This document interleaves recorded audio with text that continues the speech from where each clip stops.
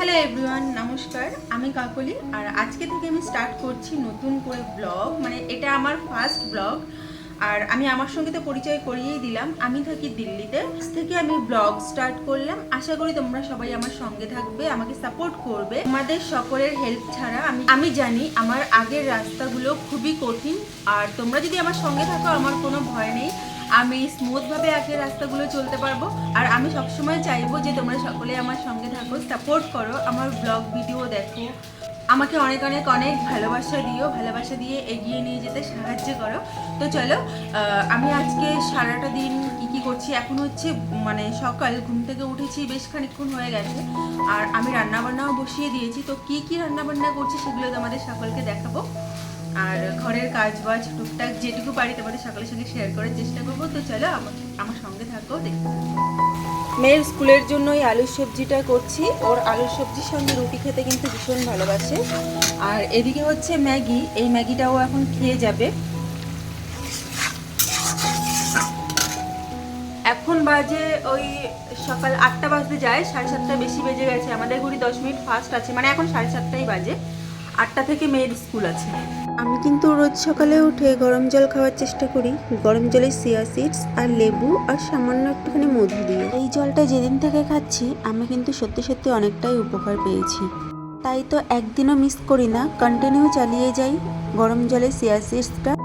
সকালে যেহেতু সেরকম একটা টাইম পাওয়া হয় না, তাই রান্না করতে করতেই কিন্তু আমি গরম জলটা খাওয়ার চেষ্টা করি আর বাকি কাজগুলোও করার চেষ্টা করি।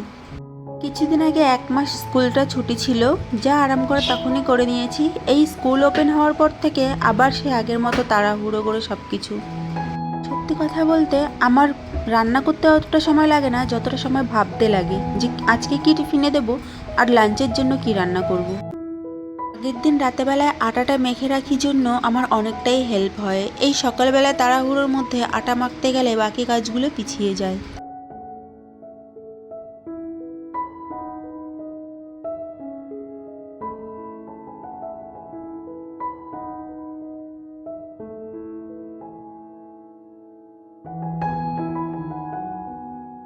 চলো, মেয়ের টিফিনটা তো তৈরি হয়ে গেল।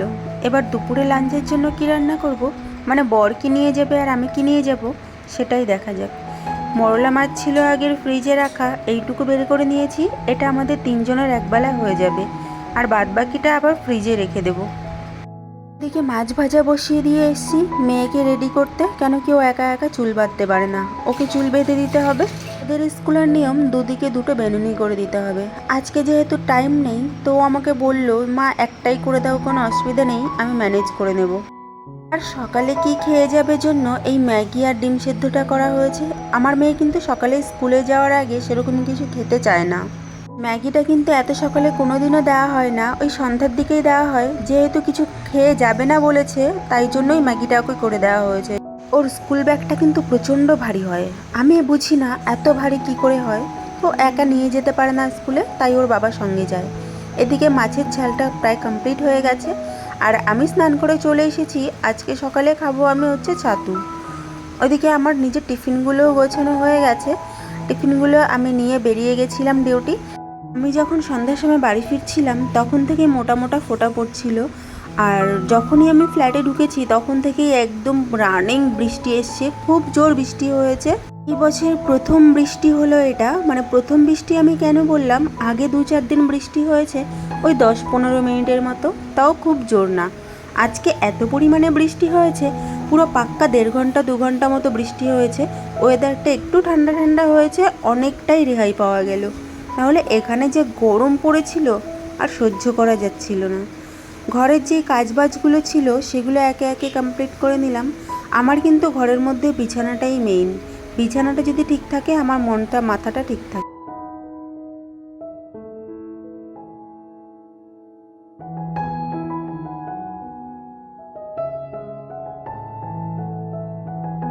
দেশের ঘর খুঁজতে গিয়ে পুরো আলমারিটাই তছনছ করা হয়েছে। এই যে আলমারিতে শুধু দুষ্টুর জামা কাপড়ই থাকে, আমাদের কিন্তু সেরকম কোনো একটা কিছুই থাকে না। ওই জন্মদিনের সময় তাড়াহুড়ো করে কোন জিনিসটা কোথায় রাখা হয়েছে খুঁজে পাচ্ছি না। আমারই আমারই যেতে ইচ্ছা করছিল।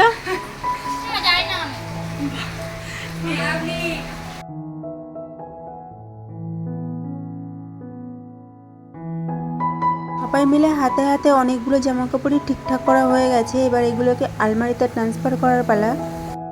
এদিকে বসিয়েছিলাম ডিম সেদ্ধ। একটা ডিম যে ফাটা ছিল সেটা আমি খেয়ালই করিনি, আর সেটাই বেরিয়ে একাকার অবস্থা হয়ে গেছে। আমার একটা করে ডিম সেরকম পোষায় না, আমরা যেহেতু 3 জন মানুষ তো 3 জনের 3টে করে ডিম নিয়েছি। কি আমি রান্না করছি আর ওইদিকে বাবা আর মেয়ে মিলে ব্যালকনিতে কী হাসি মজাজি করছে সেটা এখন মনে পড়ছে না, কিন্তু ভীষণ হাসাহাসি হচ্ছিল দুজনের মধ্যে। ডিমগুলোকে ভাজা করে তুলে নিয়েছি, আর জিরে শুকনো লঙ্কা ফোড়ন দিয়ে আমি কিন্তু মশলাটা দিয়ে দিয়েছি। একসঙ্গে সব রকম মশলাই পেস্ট করে নিয়েছি, আলাদা আলাদা করে আর করিনি। ঝোলটা ফুটে এলে আমি ডিমগুলো ছেড়ে দিয়েছি, আর এদিকে আমি নানগুলো ভাজছি। আজকের নানগুলো না দারুণ ফুলেছিল আর সফটও হয়েছিল সেরকম।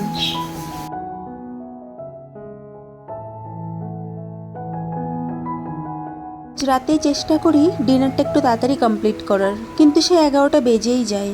আর খাওয়া দাওয়ার পরে সব কাজবাজ কমপ্লিট করে রেখেছি যাতে সকালের চাপটা কম থাকে। খাওয়া দাওয়া কমপ্লিট করে এইমাত্র উঠলাম, আর সব কাজবাজ হয়ে গেছে। মানে সকালের কাজগুলো আমরা রাতেরবেলায় সেরে রাখার চেষ্টা করি যতটা পারি, কেন কি সকালবেলায় খুব তাড়াহুড়ো হয়, আর তাড়াহুড়োর চোটে মানে কিছু কিছু ভুলভ্রান্তি হয়ে যায়। আর সবার কাছে একটা রিকোয়েস্ট করব, আজকে যেহেতু আমার ফার্স্ট ব্লগ ছিল, তো আমার ভিডিও করার মাধ্যমে যদি কোনো কিছু খারাপ লেগে থাকে, আর আমার বলার মানে আমার কথায় যদি কোনো কিছু খারাপ লেগে থাকে, যদি মনে হয় যে আরেকটু বেটার হলে ভালো হতো, কিংবা আরেকটু ভালো হতে পারে, কিংবা কিছু যদি একটুখানি মনে হয়, তো প্লিজ তোমরা কমেন্টের মাধ্যমে অবশ্যই জানিও। আমার ভীষণ ভালো লাগবে, খুব খুশি হব আমি। তো চলো আজকের মতো ভিডিওটা এখানেই এন্ড করছি। যে যেখানেই আছো সুস্থ থেকো, ভালো থেকো, সাবধানে থেকো। দেখা হচ্ছে নেক্সট কোনো ব্লগে। টাটা।